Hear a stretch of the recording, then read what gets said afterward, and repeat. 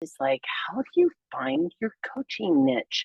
So today I'm going to throw out types of questions to be asking yourself and really kind of exploring how do you become confident in the coaching niche that you're looking to become confident in. So we're going to take a look at 10 questions you probably need to be asking yourself, and then some other things that you probably want to be paying attention to insofar as how you hone in really specifically to what it is you want to be spending your time and money doing in your coaching business. So let's go. So, finding a coaching niche is one of those things that I think we hear a lot about, especially as coaches. I know when I was starting my coaching practice, I heard a lot about you have to come up with a niche. And I have to be honest with you, to begin with, I was really resistant to this idea of having a niche because I felt like I could work with everybody all the time and I didn't need to niche down.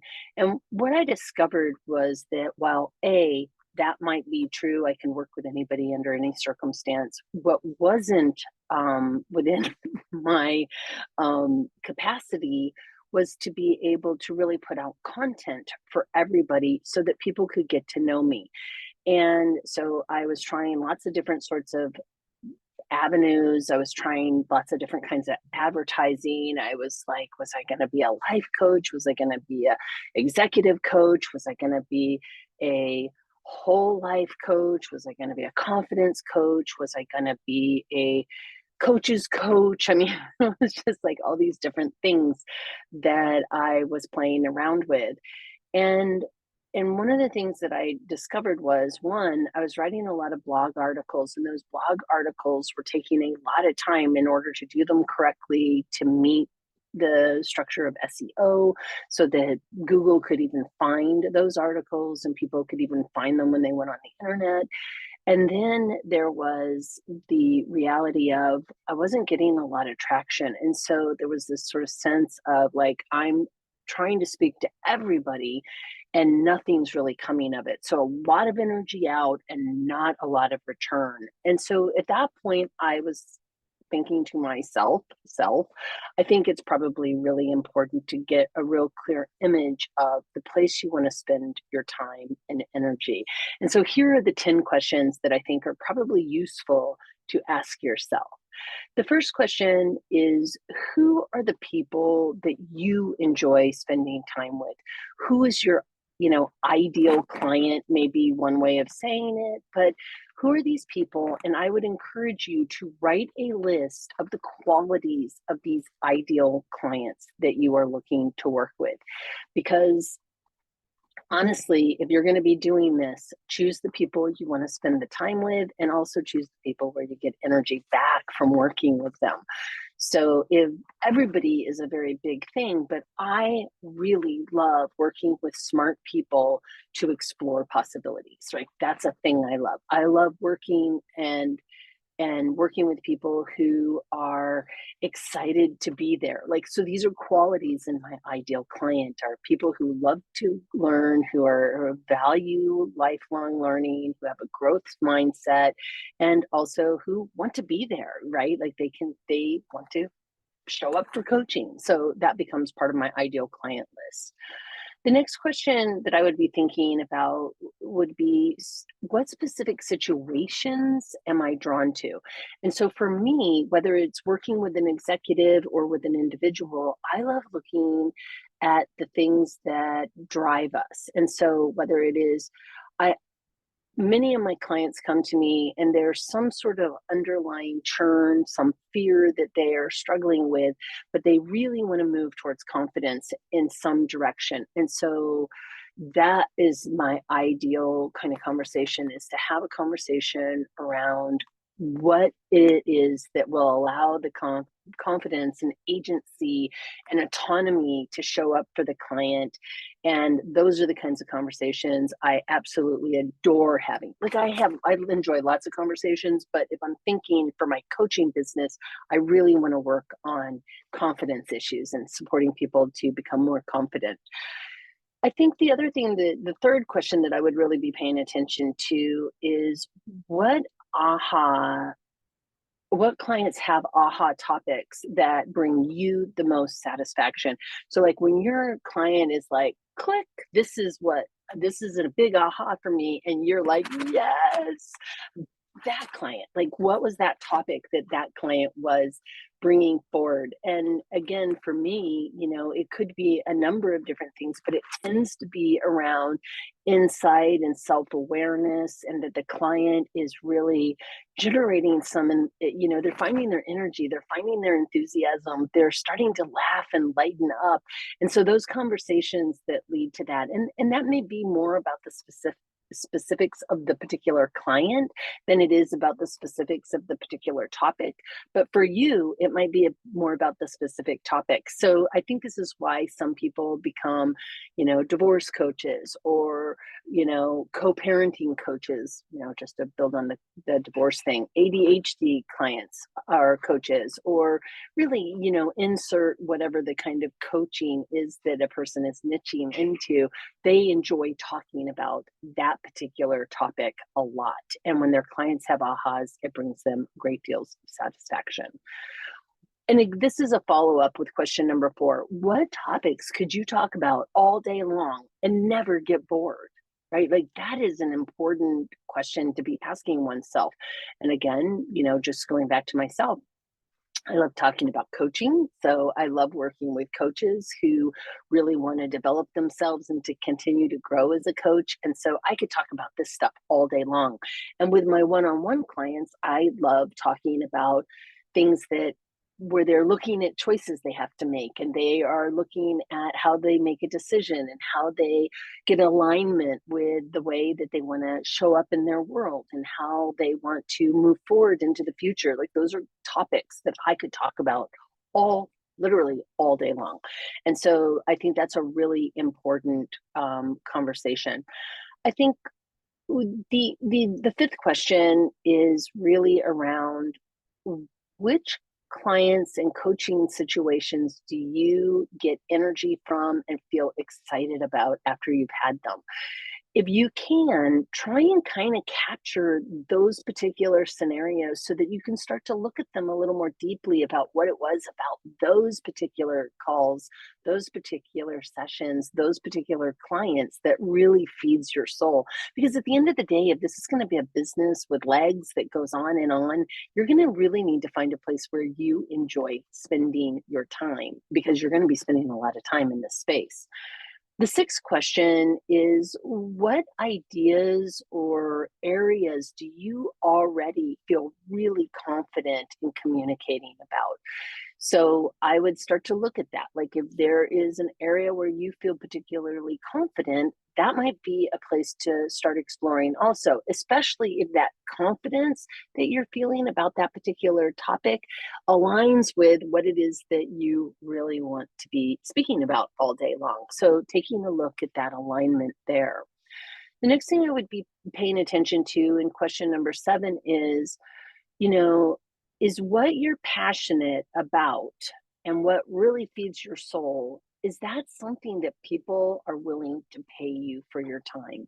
Because if the answer is, I really want to, talk to people about X, but this is not something that people want to spend money to talk about, then you might want to broaden it out and look at, like, distinctly, what are things that people want to pay for? Because at the end of the day, having a coaching business is expensive, and we want to have a return on our own investment for our business.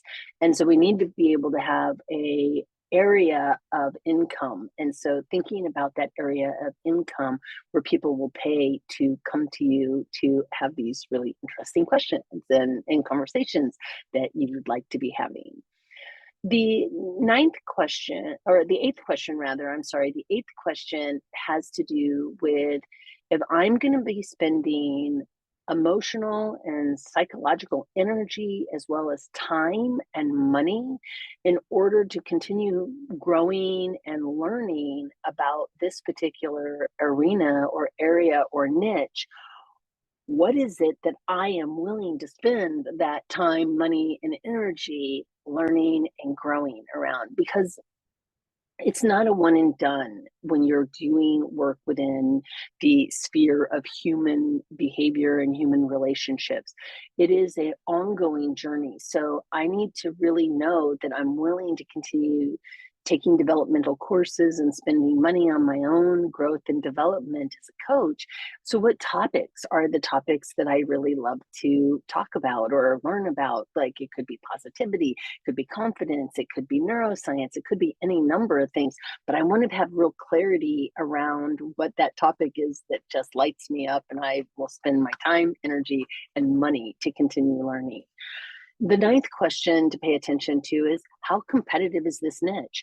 Different niches have more competition. And if you are, say, a coach who works with people with ADHD, maybe, then how competitive is that particular niche? Or is it so specialized that when you start writing about it, when you start sharing your expertise, people start to come to you naturally because there aren't a lot of coaches doing that? Or there's at least less coaches doing that than there are, say, maybe coaches doing, I don't know, life coaching in as a bigger generality, right? And so thinking about that is really important. Like, how competitive is this marketplace that you're going to put yourself into?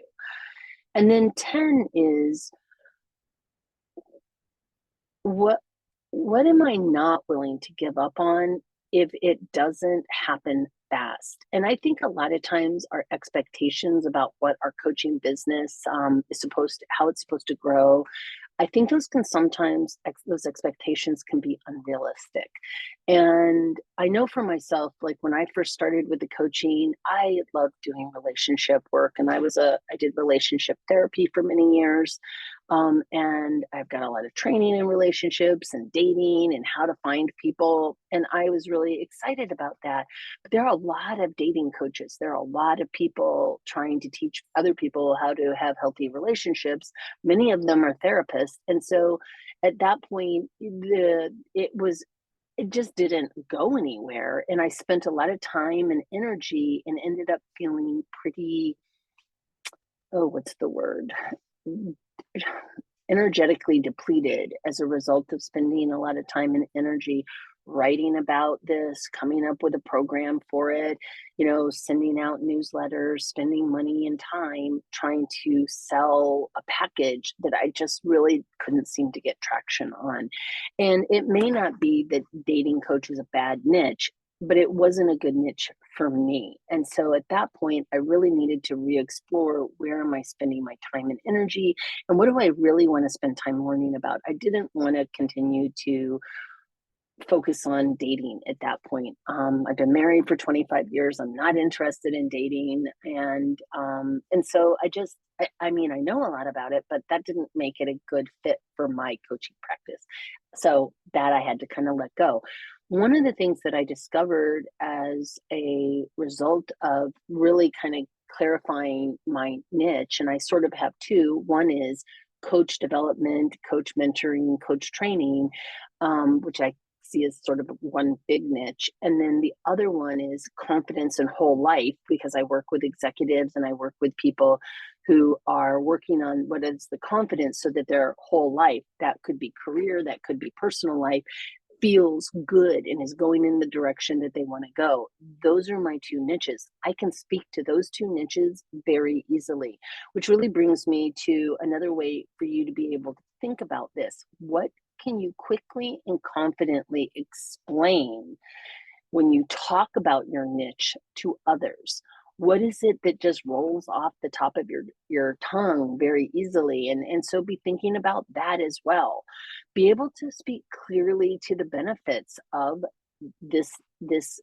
need, whatever the need is. I'm gonna just go back to dating. I wanted people to be able to find somebody that was a really healthy partnership for them easily and quickly. So I mean, I could talk about that. It just wasn't the conversations that I loved having as much as some other conversations. But you need to be able to speak to the benefits of what the coaching is that you offer. And you need to be able to share some success stories, whether that's video testimonials, written testimonials, or whether that is that you have like white papers around, like, here's an example of like this particular scenario, and this was how I worked with the client, and this was the outcome that they got. You need that sort of stuff. And if you don't have that yet because you're a new coach and you're just starting out and you're just trying to figure it out, one of the things that I would say is it's less about the niche at that point and more about finding something that you can be doing where you are getting enough practice coaching. So, whether it is that you're joining an organization that hires coaches to work within an organization or with people, I'm going to just use BetterUp. I have no idea if this is the right company for you or not, but most people have heard of it. So, I'll just use the idea of BetterUp. BetterUp, if you joined with an organization like that, what would it would do for you is give you a lot of opportunity to practice coaching with a lot of different people around a lot of different topics. And therefore, you'd start to really discover what is the niche that you prefer, as well as starting to see this is the experience somebody might expect from me, and these are the sorts of results that I get. So you're getting enough practice to be able to share the results that you get with people. And honestly, if you can't really do the final three things, which is quickly and confidently explain the niche to others, if you can't speak clearly about the benefits to a prospective client, and you're unable to share success outcomes with somebody about your niche, then you need to spend some time working on getting the experience so that you can, because it doesn't matter what niche you choose if what happens is you don't feel confident talking about it to other people, because sales is all about relationships and people knowing you and liking you. I mean, this is sort of basic sales 101. And that's the purpose of the niche, is that you can really hone in on something so that you can start to really communicate to your prospective clients. I hope this was useful as you start to think about it. And if it was, let me know. Please write in the comments below. I love to have conversations with viewers. So definitely comment below and I will answer you. And if you have some ideas on like how you determined your own niche that I did not mention today, please share that also, because I think the community would benefit from your expertise as well. I hope this was useful, and till another video, cheers. Let's see. Over and out. Bye.